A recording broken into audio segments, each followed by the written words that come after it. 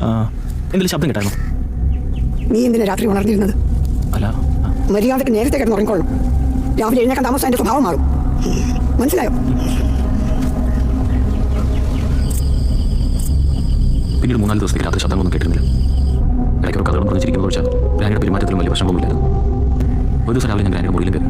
പ്രതീക്ഷിച്ചതിലും വളരെ സാധാരണമായിരുന്നു മുറി. പക്ഷേ ഗ്രാനിയുടെ രീതികളിൽ എന്തൊക്കെയോ തെറ്റിക്കിടക്കുന്ന എനിക്ക് തോന്നി. ഗ്രാൻ കഴിക്കുന്നതായും കുളിക്കാൻ പോകുന്നതായും എനിക്ക് കാണാൻ സാധിച്ചില്ല. എപ്പോഴും ഒരേ വസ്ത്രമായിരുന്നു, ഒരു വൈലറ്റ് കളർ നൈറ്റി. അതുകൊടുത്ത് ശബ്ദം ഉണ്ടാക്കാൻ പതിയെ നടക്കും. രാവിലെ അവർ പട്ടികളോട് പൂക്കളോട് സംസാരിക്കും. ഉച്ചയാകുമ്പോൾ ഭക്ഷണം എടുത്തുകൊണ്ട് മുറിയിലേക്ക് പോകും. ഞാൻ വൈകുന്നേരം ഒന്ന് മയങ്ങി അടിക്കുമ്പോഴേക്കും അവർ അത്താഴമായി എനിക്ക് വേണ്ടി കാത്തിരിക്കും.